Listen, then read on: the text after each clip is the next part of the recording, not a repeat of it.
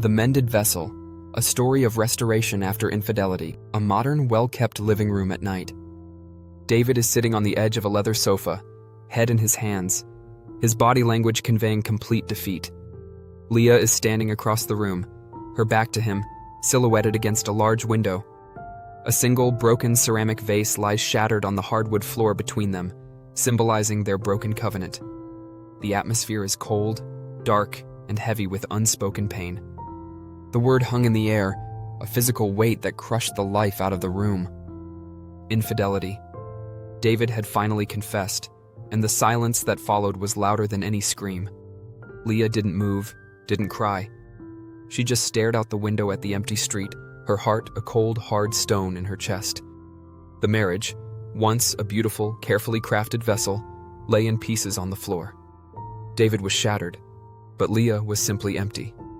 The thought of forgiveness was a distant, impossible star.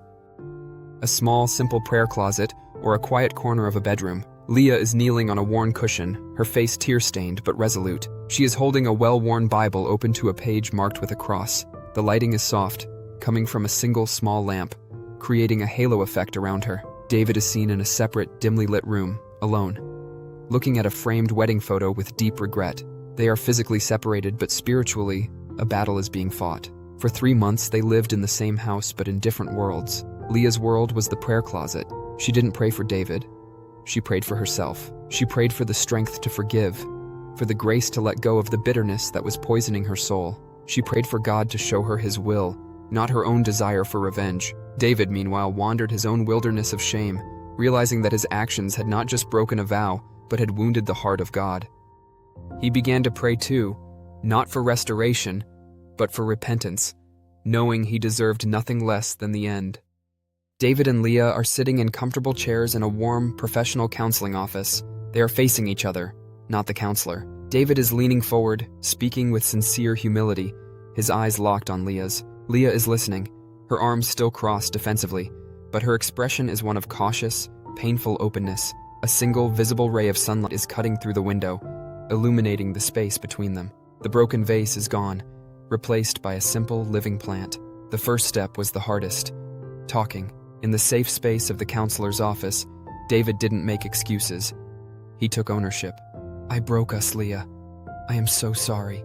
Leah, through tears, finally spoke the truth of her pain. Not as a weapon, but as a wound that needed tending.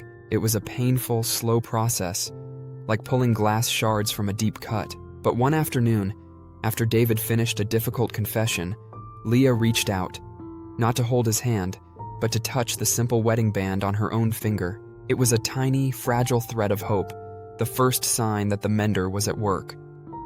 David and Leah are standing together in a sun-drenched, beautiful church sanctuary. They are holding hands, looking into each other's eyes, renewing their vows. Leah is wearing a simple, elegant dress, and David is in a suit. The focus is on their hands, where their wedding rings are prominent. The atmosphere is one of pure, radiant joy and peace. The light is warm and golden, symbolizing the new covenant. The brokenness is gone, replaced by a deep, beautiful scar, a testament to God's healing power. Years later, they stood before their pastor, their children, and their community, not to get married, but to celebrate the miracle of their restoration.